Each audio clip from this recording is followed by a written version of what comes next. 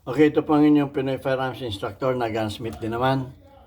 At bago ako bumati at magpasalamat ay gusto ko lamang basahin ang katanungan ni John Canilaw. Ang sabi niya, magandang araw po, tanong ko lang po, ano po kaya ang problema ng 1911 Cobrand Tisas 1911 45 ACP? Kasi po pag last na lang ng natitirang bala sa magazine, umiipit siya or nagja-jam siya. Maraming salamat po.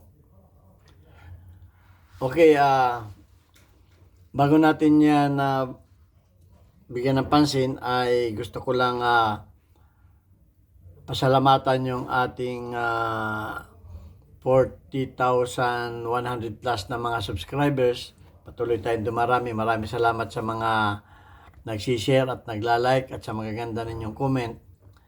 At lalo tigit to sa mga hindi nag-skip ng ads sapagkat tayo ay charity vlogger. Yung kinikita po ng ating YouTube channel ay tinutulong natin sa 6 na estudyante na anak ng mga single parent. At maraming salamat do sa mga hindi nag-skip ng ads. Yan. At gayon din do sa mga nagpapadala ng cash dito sa ating GCash number. Yan yung ating GCash number na anak ko po yan, huwag ninyong tawagan para magtanong ng mga pinagbibiling baril. Yan, at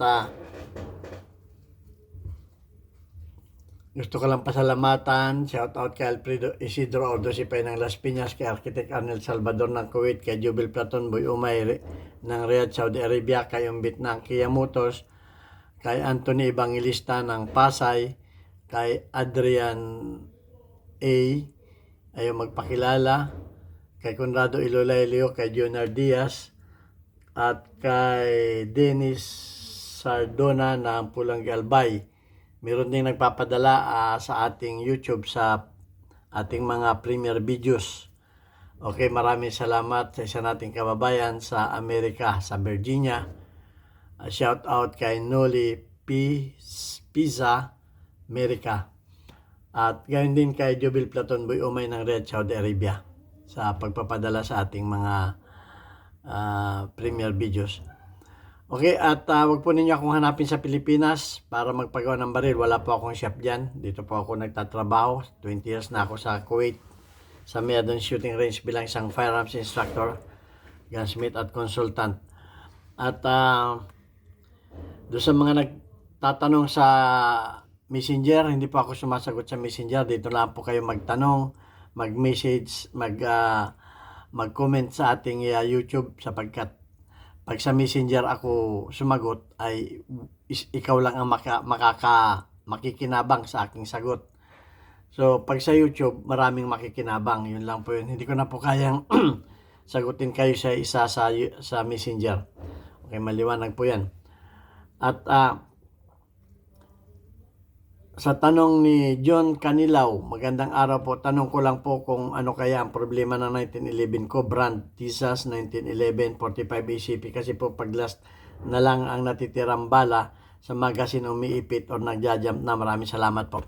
Okay, ito ay hindi lamang sa 1911 nangyayari. Ito ay nangyayari sa lahat ng pistol. Okay, kaya yung si Joe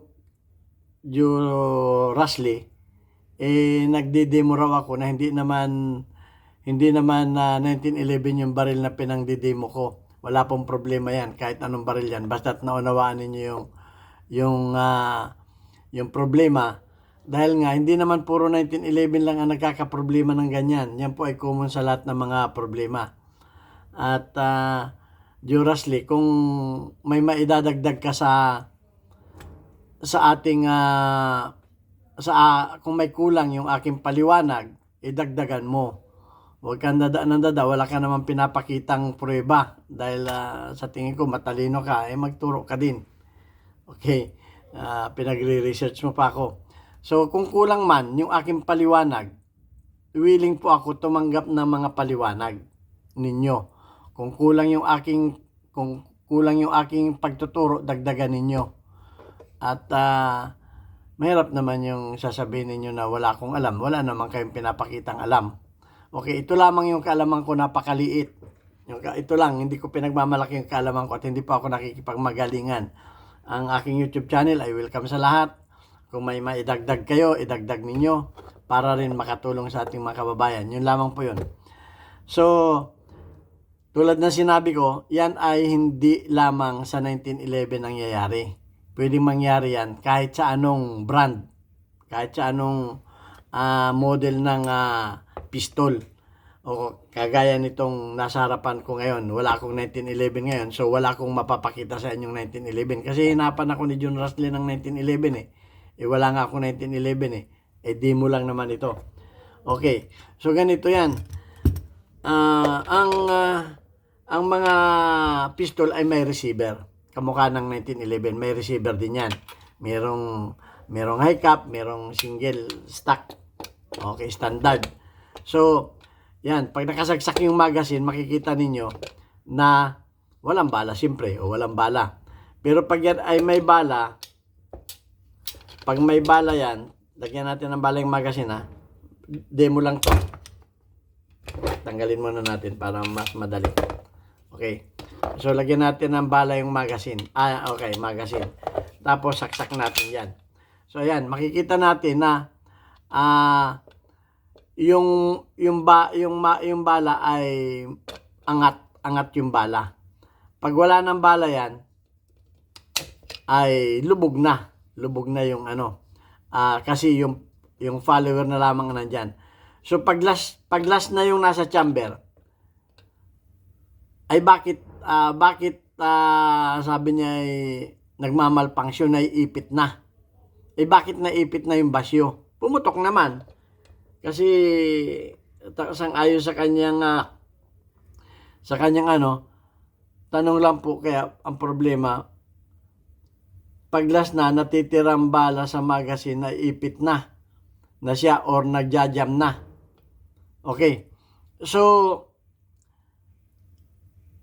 ang problema dito ay ang sabi niya ay natitirang bala ay naiipit na or nagjajam na. Okay. So, ang nakikita ko lang dito ay hindi niya kasi sinabi kung pumutok yung last bala So, ang iaano na lang natin dito, yun ang mahirap hindi niya sinabi kung yung bala ba na yun ay pumasok sa chamber o hindi pumasok sa chamber. O pumutok o hindi pumutok.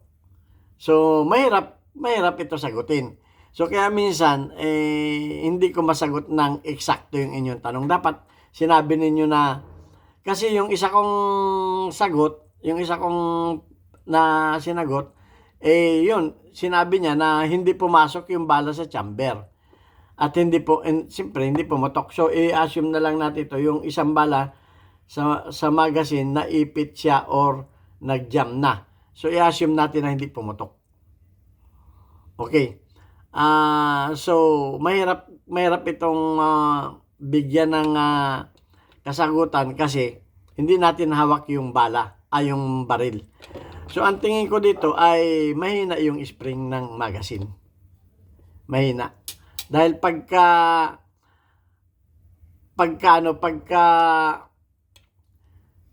isa na lamang ang bala, siyempre, natural, yung spring niya ay mahina na. So, ang nangyayari ay kaya naipit na yung bala niya ay hindi na makuha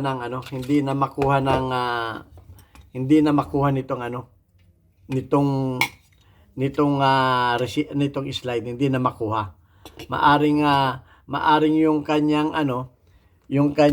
slide ay hindi na natutukan itong likod na to. Itong bala niya ay hindi na umabot dito. At dito na lang siya sumakay. Dito na lang siya sumakay.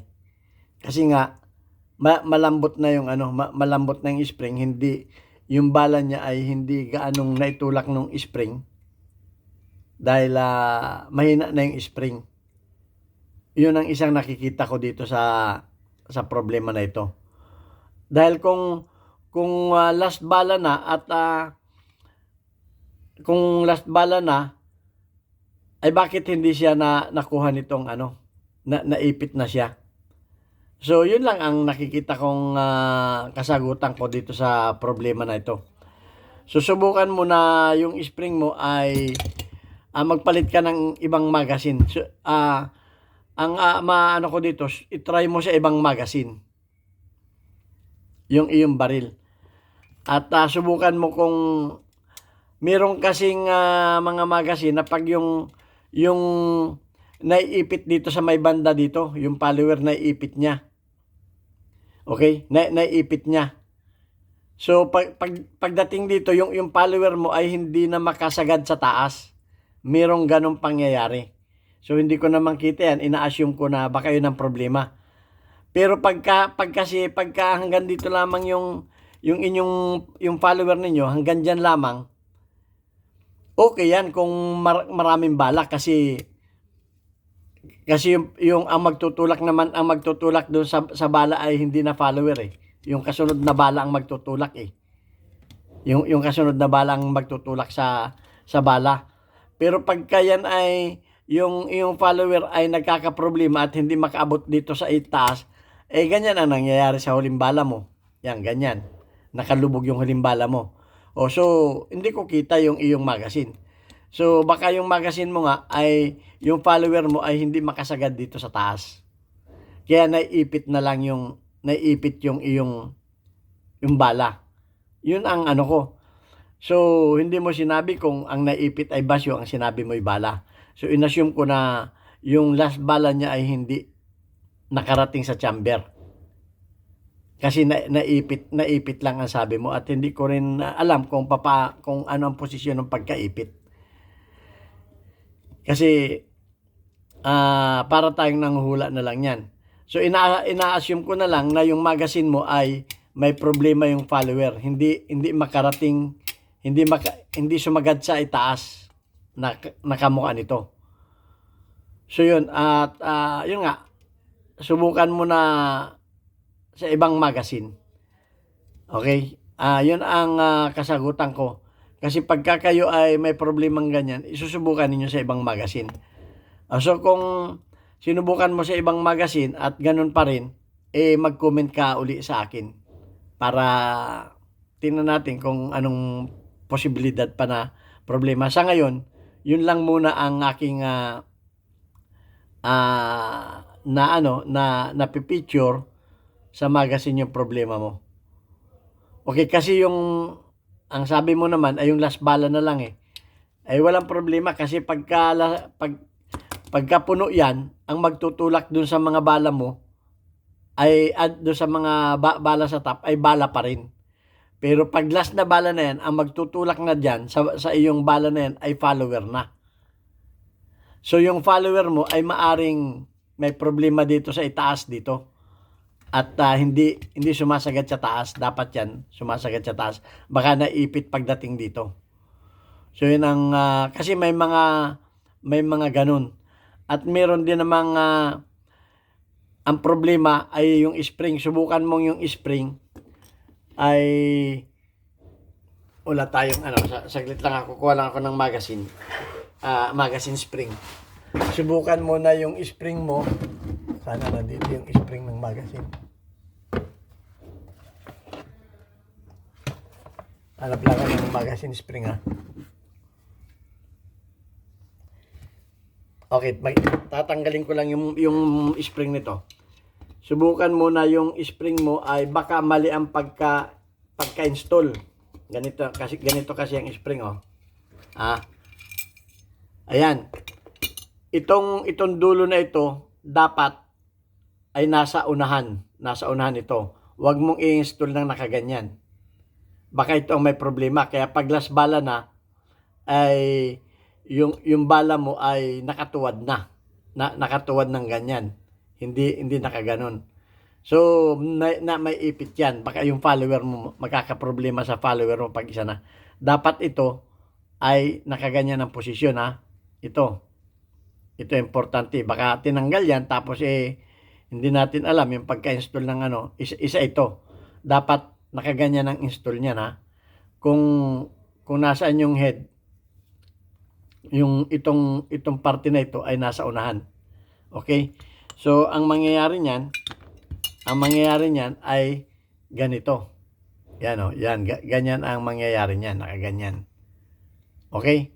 So, ayun lang ang nakikita kong posibilidad na problema ng iyong baril. Kasi last bala lang naman. Hindi ko alam kung pumutok. Basta't yun ang pagkakaunawa ko. Hindi pumutok. Hindi na naipit yung huling bala. Hindi nakapasok sa... Kasi hindi mo sinabi na kung nakapasok sa chamber. Inassume ko na. Hindi nakapasok sa chamber. So, ganun na nangyari. So, ayun lang. Ang napakasimpleng problema mo. At kung kulang yung aking mali yung aking sagot, i-follow up mo lang. Okay? At doon kay Jurasly, kung may alam ka pa na iba, ay ituro mo rin sa atin para lahat ay matuto sa magaling mong kaalaman. Kasi alam ko matalino ka eh. Kasi sinabi mo na magre-research pa ako. Okay, so yan lamang ang naabot ng aking malit na kaalaman. At kung ako tumatanggap ako ng mga comment na makakatulong, wag lang yung pangbabas. Wag lang kamukha ni Roldan na sasabihan tayo ng bubu, wala naman siyang masabing tamang sagot. Okay, so tao lamang tayo na nagkakamali na minsan hindi tamang sagot. Tinatanggap ko yun. Okay, so ganyan lamang talaga ang social media. May mga baser.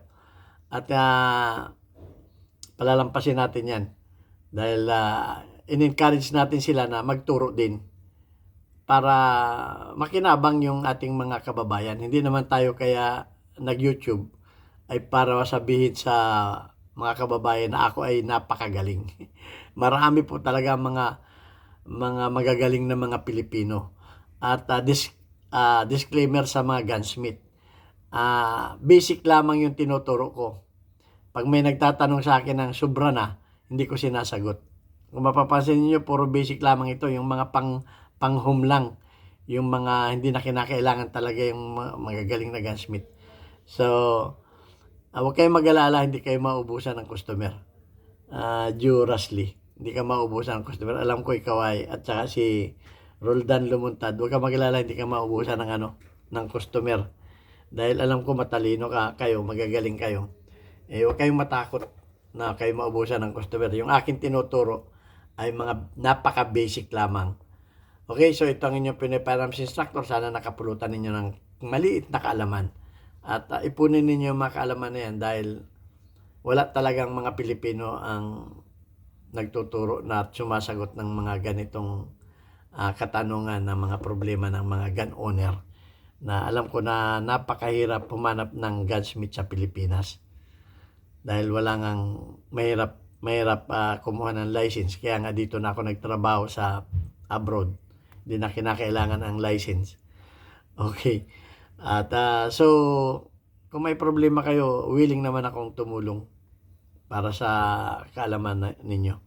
Okay, God bless us all. Thank you very much sa inyo lahat.